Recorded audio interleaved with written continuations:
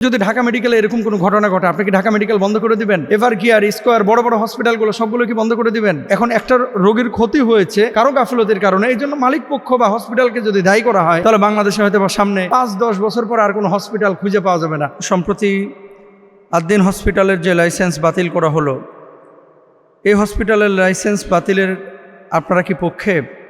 2 নম্বর বিষয়, যদি পক্ষে না থাকেন তাহলে সরকারের কাছে আপনারা কি অনুরোধ বা আবেদন করতে পারেন না? 3 নম্বর একটি বিষয় লিখেছেন যে অনেক গরিব মানুষ তো এখান থেকে উপকার পেয়েছে, যদি তারা ভুল করে, যিনি ভুল করেছেন তিনি শাস্তি পাক ব্যক্তি, হসপিটালটাকে তো মুক্তি দেওয়ার উচিত ছিল যাতে করে গরিব মানুষও উপকার পায়। এ ব্যাপারে আপনারা সরকার মহলের কাছে কোনো আবেদন বা নিবেদন করতে পারেন কি না?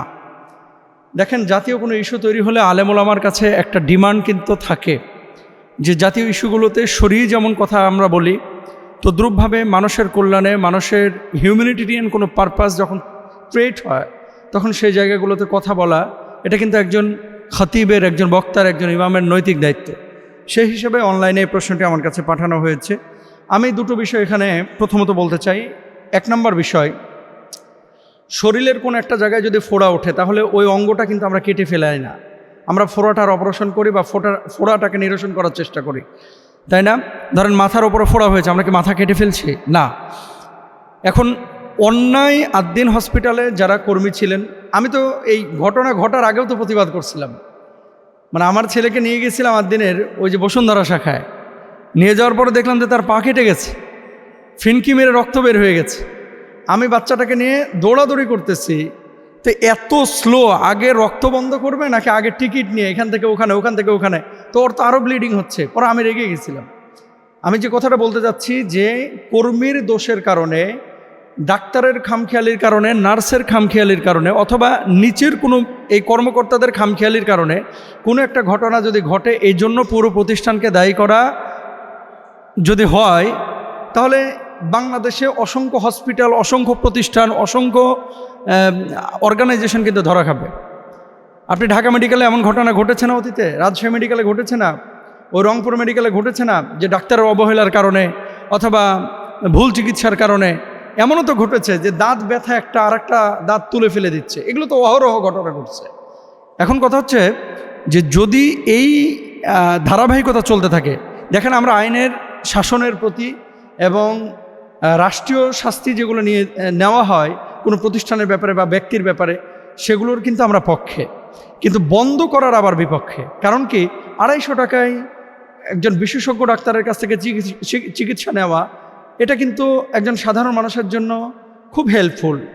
ইভেন আমার 2 ছেলে কিন্তু আদ্দিনে হয়েছে। আমার 2 ছেলে, আমার নিজের 2 ছেলেও কিন্তু আদ্দিনে হয়েছে। সেটা আজ থেকে 9 বছর আগের কথা বলতেছে। একজন হয়েছে 8 বছর আগে, একজন হয়েছে 9 বছর আগে। এখন আপনি বলবেন যে আপনি আদ্দিনের পক্ষে বলতেছেন যে আপনার ছেলে হয়েছে এই জন্য? না, বিচার আমিও চাই। যিনি গাফলতি করেছেন, যিনি অন্যায় করেছেন, তার বিচার চাই।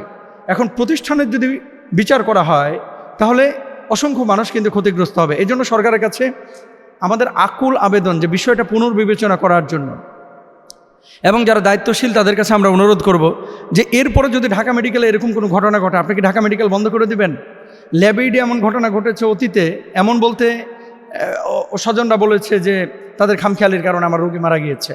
এভার কেয়ার, স্কয়ার, বড় বড় হসপিটালগুলো সবগুলো কি বন্ধ করে দিবেন? এটা কি সম্ভব? তাহলে বাংলাদেশে হসপিটাল খুঁজে পাওয়া যাবে? বরঞ্চ যেই জায়গাটায় ঝামেলা হয়েছে ওই জায়গাটা কারেকশন করা, ওখানে ডেডিকেশন তৈরি করা, ওই জায়গাটায় হসপিটালকে প্রেশার ক্রিয়েট করা, তাদেরকে একটা সীমারেখা বেঁধে দেওয়া যে এই কয়দিনের মধ্যে তোমাদেরকে এগুলো কারেকশন করতে হবে। এরপরে নিয়মতান্ত্রিকভাবে ওখানে চেয়ারম্যান আপনাদের পক্ষ থেকে একজনকে দেন না, সরকারের পক্ষ থেকে একজন পরিচালক বসান, তো 24 ঘন্টা সিসি ক্যামেরায় তদারকি করেন, তা আপনারা রুলস রেগুলেশন তৈরি করে দেন। তৈরি করার পরেও যদি এরকম কিছু ঘটনা ঘটে, 1বার 2বার আপনার সুযোগ দেওয়ার পরে যে শুধরাচ্ছেন, আপনি তখন ক্যান্সেল করে দেন, লাইসেন্স বাতিল করে দেন। আমরা শাসনের পক্ষে, শাস্তির পক্ষে, তবে বন্ধের পক্ষে না। যারা অপরাধী তাদেরকে শাস্তি দেন। কারণ এখানে 1-2 জন না, আমি দেখেছি 65,000 ডায়ালিসিসের রোগী এখান থেকে উপকার পেয়েছে। শত না, হাজার হার্টের রোগী। ইভেন আমার বাড়িতে কোনো রোগী যদি আক্রান্ত হয় রোগে, আমি প্রথমেই টান দিয়ে আদ্দিনে নিয়ে চলে যাই। দেখেছেন না, শাইখ আহমদুল্লাহ সাহেবের নানিও কিন্তু ওখানে চিকিৎসা নিচ্ছেন। বড় বড় আলেম আমার আত্মীয় স্বজন, সাধারণ মানুষ, ডাক্তার, ইঞ্জিনিয়ার, তাদের আত্মীয় স্বজনও কিন্তু এখানে চিকিৎসা নিচ্ছেন। তো এই জায়গাটা আমার কাছে মনে হয় যে আর একটু বিবেচনা করা উচিত। কারণ ভুল কেউ যদি করে থাকে, ভুলটা শুধরানোর যদি অপশন থাকে, শুধরাতে সুযোগ দেওয়া উচিত। যেহেতু তারা 80 লক্ষ টাকা করে ক্ষতিপূরণ দেওয়ার ঘোষণা দিয়েছে। 2 নম্বর, যে বাংলাদেশে এরকম হাজার হাজার হসপিটাল আনাচে কানাচে পড়ে আছে, যেগুলোতে এরকম মানুষের অবহেলার কারণে রোগীদের ক্ষতি হচ্ছে।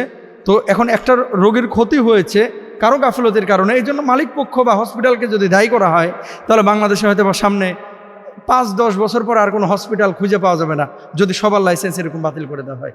এই জন্য এগুলো আমাদের অনুরোধ, রিকোয়েস্ট, যে আসলে বিবেচনা করা উচিত, আরও বিবেচনা করা উচিত, ভাবা উচিত। আল্লাহ বুঝদান করুক। ইসলামিক লাইফ, জীবন গড়ুন কোরআন সুন্নাহর আলোকে।